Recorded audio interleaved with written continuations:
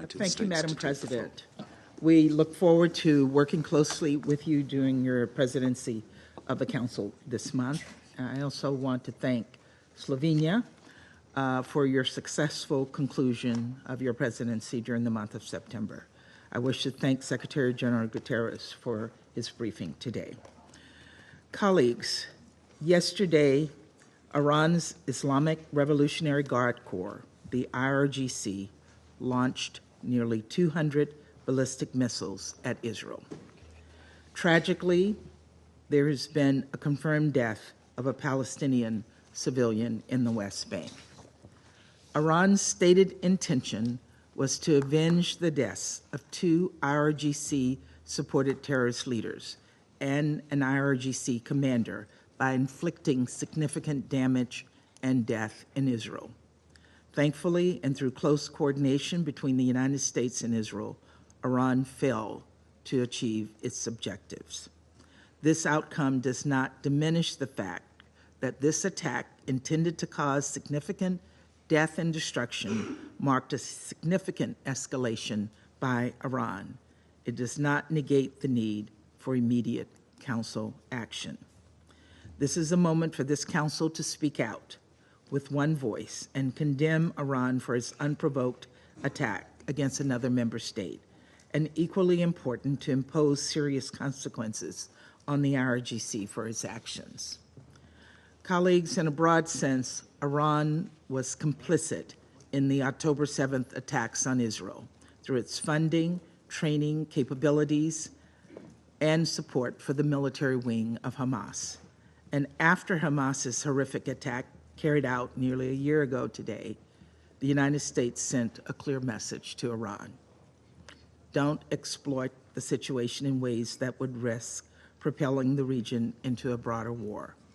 The IRGC flagrantly and repeatedly ignored this warning by encouraging and enabling the Houthis in Yemen to disrupt global shipping and launch attacks against Israel, by supporting militant groups in Syria and Iraq, which repeatedly attacked American forces engaged in the fight against ISIS, and by arming and encouraging Hezbollah after its former leader, Nasrallah, made the decision on October 7th to open a northern front against Israel.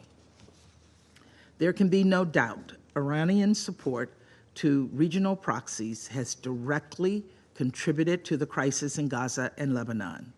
At the center of Iran's efforts since October 7th to sow chaos and threaten regional stability is the IRGC, which has repeatedly flouted and violated this Council's resolutions.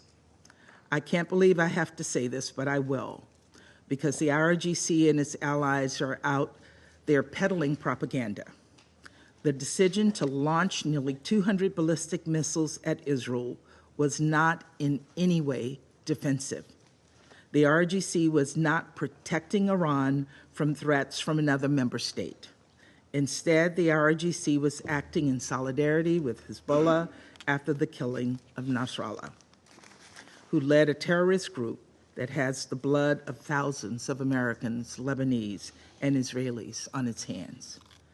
I can think of no starker example of state support of terrorism than launching ballistic missiles to avenge the death of a terrorist leader. It is indefensible and it is unacceptable. And we have a collective responsibility as members of the Security Council to impose additional sanctions on the IRGC for supporting terrorism and for flaunting so many of this Council's resolutions. If this Council sits on its hands, what message will that send? I fear that silence and inaction will only invite the IRGC to repeat attacks like what we saw yesterday and on April 13th of this year, again and again and again. Colleagues, we meet at a moment when there is a heightened risk of countries in the region being dragged into a broader conflict. This includes Lebanon. The intensified fighting over the last week has displaced nearly 1 million people, and we mourn the many civilians who've been killed. We also recognize that for nearly a year, Israel has repeatedly called for the full implementation of Resolution 1701, even as Hezbollah's attacks along the Israeli-Lebanese border have displaced Lebanese people.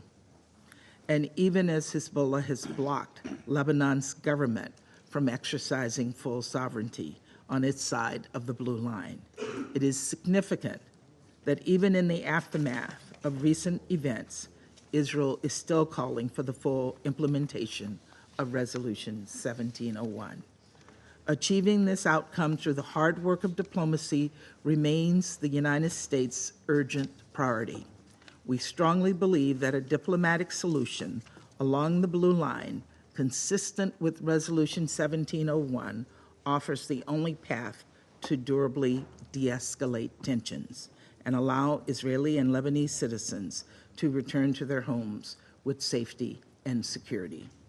As we pursue this diplomatic solution, we reiterate our call on all parties to protect civilians. We also underscore our support for UNIFIL and emphasize that all parties must ensure UNIFIL personnel remain secure. Colleagues, we are also committed to doing everything possible to end the war in Gaza, where Palestinian civilians have been caught in the crosshairs of war, where dire humanitarian crisis persists. That's why we're working to bring about a ceasefire deal with release of hostages, consistent with Resolution 2735. The events of the past week should send an unambiguous message to Hamas's leadership, which continues to cower in tunnels beneath Gaza. Hezbollah and Iran will not rescue you. The only path forward is a ceasefire agreement.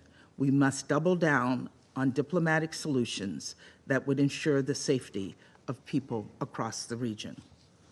As we do, there should be no doubt. The United States will continue to support Israel's right to defend itself against Hezbollah, Hamas, the Houthis, and any other Iranian-supported terrorists. Of course, how Israel defends itself matters. We continue to make clear that measures must be taken to minimize civilian harm. Colleagues, as President Biden emphasized following yesterday's attack, the United States is fully supportive of Israel. Our actions have been defensive in nature. Let me be clear. The Iranian regime will be held responsible for its actions, and we strongly warn against Iran or its proxies taking actions against the United States or for their actions against Israel.